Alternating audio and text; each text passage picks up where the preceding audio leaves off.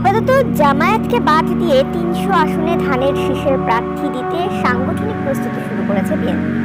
সম্ভাব্য প্রার্থীদের জনপ্রিয়তা যাচাইয়ে মাঠ পর্যায়ে জরিপেও শুরু করেছে শীঘ্রই। বিএনপির একজন ভাইস চেয়ারম্যান বলেন, সুযোগ সন্ধানের বিষয়ে এবার সতর্ক বিএনপি। আরিফিন শাকিলের প্রতিবেদন। জামাতের সাথে দীর্ঘ প্রায় ৩.৫ দশকের গাঁটছড়া বিএনপির মাঝে ২ দফা সেই সম্পর্কে ভাটা পড়লেও বিএনপির এক দফা দাবির আন্দোলনে যুগপৎভাবে অংশ নেয় জামাতে ইসলামী। সম্প্রতি ছাত্র আন্দোলনে দূরত্ব গুছিয়ে ঘনিষ্ঠতা বাড়ে বিএনপি জামাতের। কিন্তু হাসিনা সরকারের বিদায়ের পর দুই দলের শীর্ষ নেতাদের বাকযুদ্ধে আবারও সেই সম্পর্কের অবনতি হয়। সবাই অনুভব করছেন যে আগামী দিনটা এক জালিমের হাত থেকে আরেক জালিমের হাতে যাওয়া উচিত। কিছু ফেস আছে, তো কিছু ফেসগুলোকে দেখে আমরা খুব ভয় পাই। আরো কিছু দেখি যাদের আপনার কোনোদিন দেখিনি, হঠাৎ করে তারা আপনার মিডিয়াতে ফ্রন্ট পেজে চলে আসছে।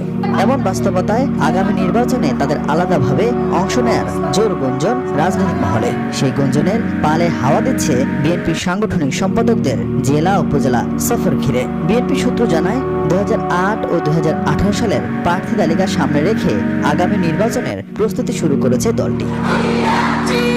বিগত আন্দোলনে সেসব প্রার্থীদের ভূমিকা, নেতাকর্মীদের মাঝে গ্রহণযোগ্যতা ও জনসমর্থনকে গুরুত্ব দেবে দলের নীতি নির্ধারকরা। বিএনপির পক্ষ থেকে মাঠ পর্যায়ে বার্তা দেওয়া হয়েছে এককভাবে নির্বাচনের প্রস্তুতির। আমাদের এখানে জোট করে নির্বাচন করতে হবে বা কে আসলো না আসলো সেটা নিয়ে আমাদের খুব মাথা ব্যথা নাই।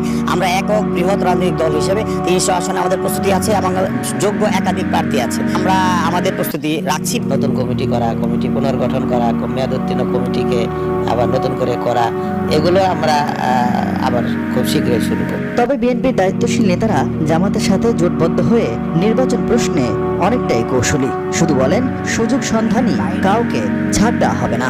বেশি সুযোগ নিতে চাইলে সমস্যা হবে অবশ্যই, কারণ আমরা কোনো সুযোগ সন্ধানীকে পছন্দ করি না।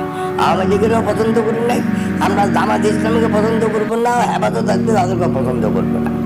আপনি এক নৈতিকতা থাকবে, আপনার রাজনীতির এক নৈতিকতা, ধর্মীয় আরেক নৈতিকতা, এগুলি তো আমাদের শেখানোর দরকার নেই।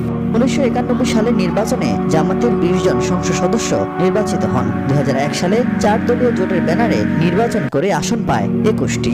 তবে নবম সংসদ নির্বাচনে সেই সংখ্যা নামে 2-এ। আগামী নির্বাচন নিয়ে দলের পরিকল্পনা গণমাধ্যমে এখনই জানাতে রাজি হননি জামাত নেতারা।